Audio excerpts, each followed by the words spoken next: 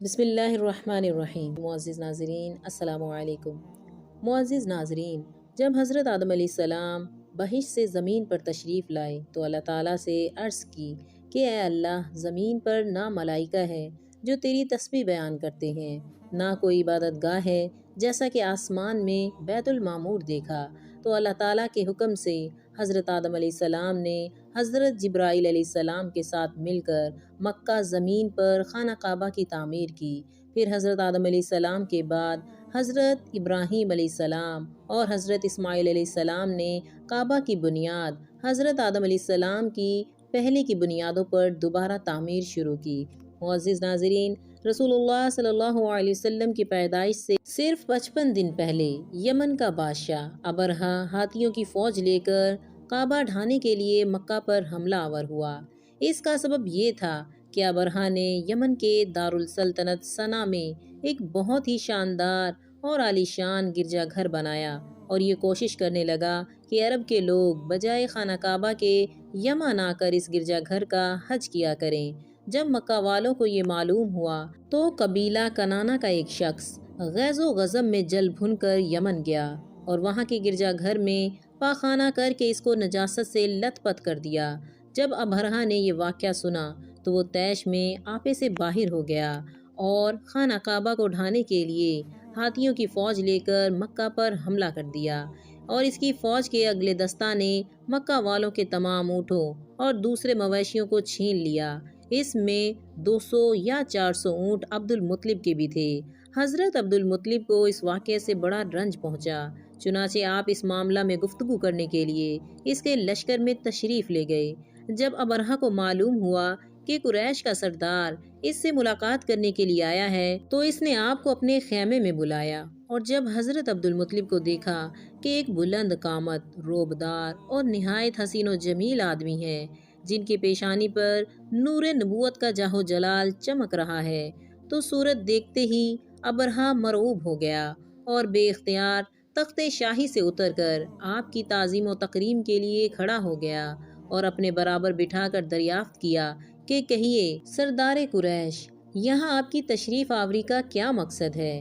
حضرت عبد المطلب نے جواب دیا کہ ہمارے اونٹ اور بکریاں جو آپ کے لشکر کے سپاہی ہاک لائے ہیں، آپ ان سب مویشیوں کو ہمارے سپرد کر دیجئے۔ یہ سن کر ابرہہ نے کہا، اے سردار قریش، میں تو یہ سمجھتا تھا کہ آپ بہت ہی حوصلہ مند اور شاندار آدمی ہیں، مگر آپ نے مجھ سے اپنے اونٹوں کا سوال کر کے میری نظروں میں اپنا مقام وقار کم کر دیا۔ اونٹ اور بکریوں کی حقیقت ہی کیا ہے؟ میں تو آپ کے کعبہ کو توڑ پھوڑ کر برباد کرنے کے لیے آیا ہوں، آپ نے اس کے بارے میں کوئی گفتگو نہیں سنی۔ حضرت عبد المطلب نے کہا کہ مجھے تو اپنے اونٹوں سے مطلب ہے، کعبہ میرا گھر نہیں ہے بلکہ وہ خدا کا گھر ہے، وہ خود اپنے گھر کو بچا لے گا، مجھے کعبہ کی ذرا بھی فکر نہیں۔ معزز ناظرین، یہ سن کر ابرہہ اپنے فرعونی لہجے میں کہنے لگا کہ اے سردار مکہ، سن لیجئے، میں کعبہ کو ڈھا کر اس کی اینٹ سے اینٹ بجا دوں گا اور روئے زمین سے اس کا نام و نشان مٹا دوں گا، کیونکہ مکہ والوں نے میرے گھر گرجا گھر کی بڑی بے حرمتی کی ہے، اس لیے میں ان کا انتقام لینے کے لیے کعبہ کو مسمار کر دینا ضروری سمجھتا ہوں۔ حضرت عبد المطلب نے فرمایا کہ پھر آپ جانے اور خدا جانے، میں آپ سے سفارش کرنے والا کون؟ اس گفتگو کے بعد ابرہہ نے تمام جانوروں کو واپس کر دینے کا حکم دے دیا اور عبد المطلب تمام اونٹوں اور بکریوں کو ساتھ لے کر اپنے گھر تشریف لے آئے اور مکہ والوں سے فرمایا کہ تم لوگ اپنے اپنے مال مویشیوں کو لے کر مکہ سے باہر نکل جاؤ، پہاڑوں کی چوٹیوں پر چڑھ کر اور دروں میں چھپ کر پناہ لو۔ مکہ والوں سے یہ کہہ کر پھر خود اپنے خاندان کے چند آدمیوں کو ساتھ لے کر خانہ کعبہ میں گئے اور دروازے کا حلقہ پکڑ کر انتہائی بے قراری اور گراوزاری کے ساتھ بارگاہ الہی میں دعا مانگتے ہوئے کہنے لگے، اے اللہ، بے شک ہر شخص اپنے اپنے گھر کی حفاظت کرتا ہے، لہٰذا تو بھی اپنے گھر کی حفاظت فرما اور سلیب والوں اور سلیب کے پجاریوں کے مقابلے میں اپنے اطاعت شعاروں کی مدد فرما۔ معزز ناظرین، حضرت عبد المطلب نے یہ دعا مانگی اور اپنے خاندان والوں کو ساتھ لے کر پہاڑ کی چوٹی پر چڑھ گئے اور خدا کی قدرت کا جلوہ دیکھنے لگے۔ ابرہہ جب صبح کو کعبہ ڈھانے کے لیے اپنے لشکر جرار اور ہاتھیوں کی قطار کے ساتھ آگے بڑھا اور مقام مخمس میں پہنچا تو خود اس کا ہاتھی، جس کا نام محمود تھا، ایک دم بیٹھ گیا۔ ہر چند مارا اور بار بار للکارا، مگر ہاتھی نہ اٹھا۔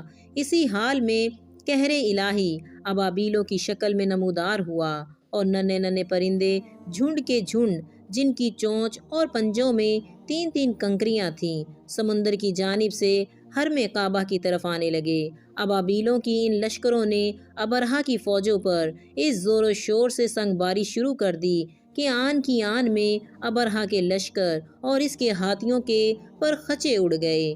ابابیلوں کی سنگ باری خداوند قہار و جبار کے قہر و غضب کی ایسی مار تھی کہ جب کوئی کنکری کسی فیل سوار کے سر پر پڑتی تو وہ اس آدمی کے بدن کو چھیدتی ہوئی ہاتھی کے بدن سے پار ہو جاتی تھی۔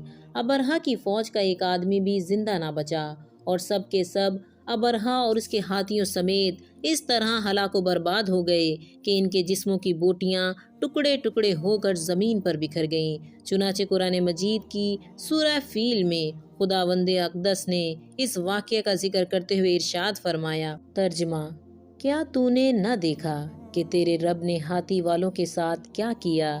کیا ان کے مکر کو بیکار نہ کر دیا اور ان پر پرندوں کے جھنڈ بھیج دیے جو انہیں مٹی اور پتھر کی کنکریاں مار رہے تھے، بس انہیں کھائے ہوئے بھوسے کی طرح کر دیا۔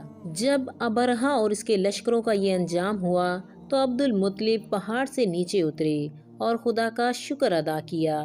ان کی اس کرامت کا دور دور تک چرچا ہو گیا اور تمام اہل عرب ان کو ایک خدا رسیدہ بزرگ کی حیثیت سے قابل احترام سمجھنے لگے۔ امید کرتی ہوں ناظرین کہ آپ کو میری یہ ویڈیو پسند آئی ہوگی۔ مزید اس طرح کی ویڈیو دیکھنے کے لیے ہمارے چینل کو سبسکرائب کریں، لائک کریں، کمنٹس کریں اور شیئر کریں۔ جزاکم اللہ خیر۔ السلام علیکم ورحمۃ اللہ وبرکاتہ۔